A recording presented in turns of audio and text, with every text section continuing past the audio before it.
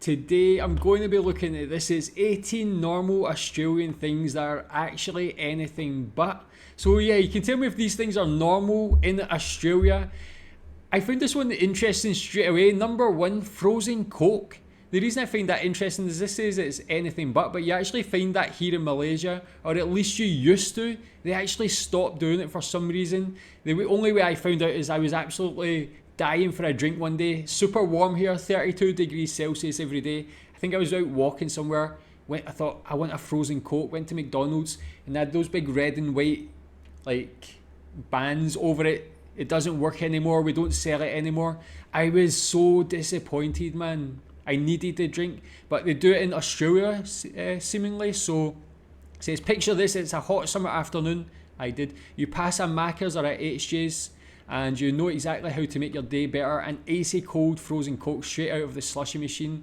But did you know that these are not really a thing outside of Australia? Definitely did have in Malaysia, no more. I don't think they have in the UK to my knowledge. Tell me if you've ever had one. Definitely refreshing for me. People might say you can get them in like 7-Eleven and things, but for me, those ones are disgusting. They taste so artificial. These were actually pretty decent and they were super cheap as well. Tell me if you've had one of them and if they still sell them. Paywave, tap and go, Paywave, contactless, whatever you call it, is goddamn convenient. But if you go to the US and hover your card or your phone over the EFT POS machine, they'll look at you like you've got two heads. To be fair, it started becoming more of a thing around the world recently, but we're still a good 5 years ahead of everyone else. This one again, they have in Malaysia, Paywave. We also have e-wallets, which is like an app on the phone where you can put money in, can pay things like QR code, got Apple Pay and that sort of thing. I didn't know Paywave wasn't a thing. I've not been back to the UK for a couple of years, so I don't know if they use that. But yeah, got here as well. Number 3, chicken salt. Okay, so this is a thing I've learned about recently that I'm desperate to try now. That picture makes it look even more enticing for me. That looks so good. If I order chips and they come with regular salt, you best believe I will not be frequenting that establishment ever again. It's chicken salt or nothing.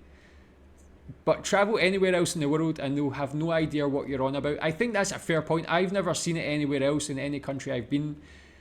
How good is it? Are you the same? Are you chicken salt or nothing? Is it really that good? I definitely need to try it. I love fried things. I love chips. Get that extra seasoning on, man, that extra flavour. Number 4, switches on outlets. I'm no scientist, so when I say that one of those on-off switches above power points stop the electricity from leaking out, I'm probably wrong, but they're still hella convenient to have. Spare a moment for our friends in North America who've had to learn what it's like to live without them.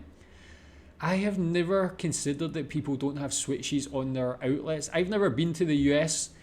I've probably seen photographs like this before, but it's just never really crossed my mind that people don't have switches. Here in Malaysia, we have. Obviously in Australia, you must have. UK, you have. Yeah, it's kind of weird actually when you think about it. You just put it in and the power's on straight away. Is that dangerous for children? I guess they couldn't put their finger in there, but they could maybe stick something metal in there. But yeah, that's pretty mad. I wonder why they don't have switches on their plug sockets. Number 5, not using a clothes dryer. In other countries, they use their clothes dryers after every wash cycle, but in most homes here in Australia, we either don't have a dryer or our mums have put the fear of God in us about using them only in very necessary cases. That was the case for me. I think my mum and dad thought it was super expensive, don't want to pay a lot for electricity. I've got that same mentality today. We have the dryer, but just never use it. For some reason, think it's going to be expensive for electricity. I don't know if that's actually the case, but also if you use the dryer all the time, I think your clothes would become worn or damaged quicker. And then here the weather's so warm, we just keep it out on the balcony, it dries quite quick anyway. I guess that's probably similar in Australia. Do you use a dryer at home? Number 6, pedestrian crossings that make noise. In fact, it's such a weird anomaly for us to have sound-emitting crossing signals that Billie Eilish's brother Phineas sampled Sydney's crosswalks in her song Bad Guy. Is that true?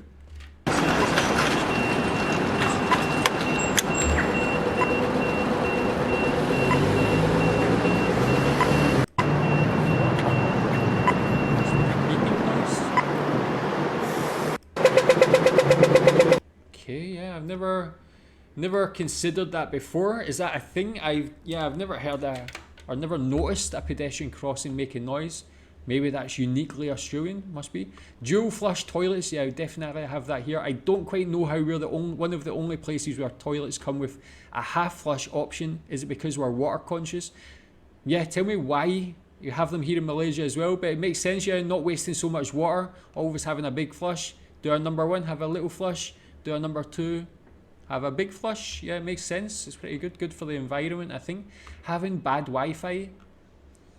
WTF is up with our slow internet speeds. Anyone who's been to the US or Europe will know the feeling of being able to download a totally legal and paid for movie in less than a minute, when here in Australia it'd take half the night. How slow is the internet in Australia? Is that just a meme?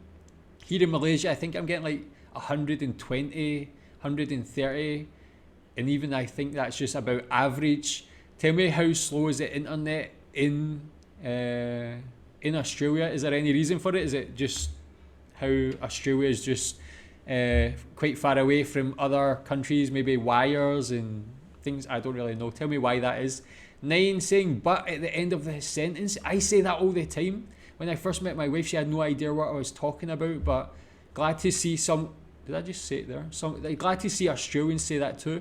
Somehow we've all agreed that ending the sentence with the word but is not only grammatically correct, but it's also kind of part of being Aussie. I think it's the same in Scotland as well. I say it all the time without realising. I try sometimes not to say it, but it's just the way it is. Number 10, also we say reckon a lot. I reckon this, I reckon that is a fully integrated part of our vocabulary that just isn't present in most other places. Yeah, I don't really say that, so tell me if you say that a lot. Is that a very Aussie thing? 11, mandatory bike helmets. You wouldn't hop on your bike to brave the streets of Australia without a helmet, but barely anyone in Europe, except kids and professional cyclists, wear them. They're zipping around in their cushy, wide bike lanes without a care in the world. Yeah, that's maybe the case. I've never really noticed or thought about it actually. Is it a legal requirement to wear a bike helmet in Australia? I guess it's good at the end of the day. It's safe. But I've never really thought about it. Yeah, I would definitely rather wear a helmet and not crush or break my head if I fell off a bike. 12, linking seasons to months. This one makes so much sense. 12 months, 4 seasons, 3 months per season. That way you don't have to remember dates or anything. December 1st is the first day of summer, but up in the northern hemisphere they complicate things by linking it to space and something, so you get summer starting on June 21st. Nonsensical. I don't really know. I just go by the weather, by the greenery of the trees. You can usually tell roughly the months. I don't have specific dates for the seasons. Tell me if this makes sense to you. 13, having a good cup of good coffee on every corner. Australians really take their coffee for granted. Like, we all know it's good, but it's not until you go overseas that you realise how spoiled we are. Sure, you can find great quality coffee in every city around the world, but you're going to have to really seek it out. Here you can stumble into any coffee shop and get at least a good coffee, if not great. Yeah, I learned that a lot about Aussie coffee. Is Aussie coffee the best in the world? How does it compare to like Italy, France, other countries known for their coffee? If you've been to those countries, is Aussie coffee the best? Number 14, and Starbucks being kind of S. In most countries around the world, you can depend on Starbucks being a reliable source of for coffee that is perfectly fine and not offensive to the taste buds. But here in Oz, it's overpriced and it's honestly just kind of S when you compare it to everywhere else. I agree. Here in Malaysia, there's a lot of great little independent coffee shops serving great coffee. When you go to Starbucks, you can really taste the difference. Starbucks is just very generic. The only reason I go to Starbucks is just for the environment. Sometimes it's like bigger coffee shops. You can chill there a bit longer. They've got Starbucks Reserve here, which is a bit nicer. You do get nicer coffee in those ones. And here in Malaysia, there's actually a big coffee scene because a lot of Malaysians go to Australia to study, go to Melbourne, and a lot of them come back here and open coffee shops that really resemble Australian coffee shops. Really good. Cafe culture, actually, here we go. Speaking of coffee, the cafe culture in Australia is impeccable. Other world cities are starting to cotton on, but we've really pioneered the vibes of a cafe, the energy of an Aussie one on a weekend morning. Everyone in their activewear enjoying a leisurely coffee or avo toast. You literally can't replicate that. Is avo toast really that popular? or is it just a stereotype of the sort of healthy Australian lifestyle? But yeah, as I mentioned, I love when I went to Melbourne. I loved the coffee shops. I loved the vibes. Loved just hanging out in coffee shops and chilling. Number 16, pronouncing the letter H, like H. Yeah, man, I say. Okay, let's say everyone says H. I don't know why, but I gotta say H makes more sense than because it has an actual H in it. I guess that kind of makes sense, but I said it once, like H, when I was younger. My mum scolded me, and I never said it again. She wanted me to speak proper.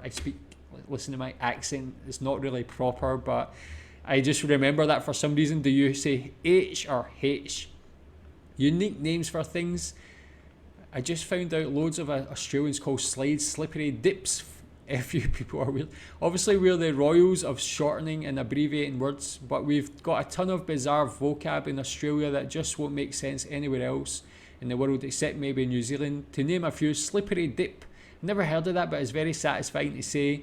Budgie smugglers, I think, is just like Speedos. Exy, tracky dacks, tracky trousers, I think. Whippersnipper, Doories, bum bags, spagball, gobbies, ranga. I don't know what gobbies, ranga, or whippersnipper, is that like a young person? And finally, we love pink. No other country in the world loves pink as much as Australians do. It's perplexing, but I love it. I never knew that. Tell me if that's true. Tell me what you think about them. Is that are these very uniquely Australian? Is there anything else you think should be on that list? Tell me in the comments. Thanks.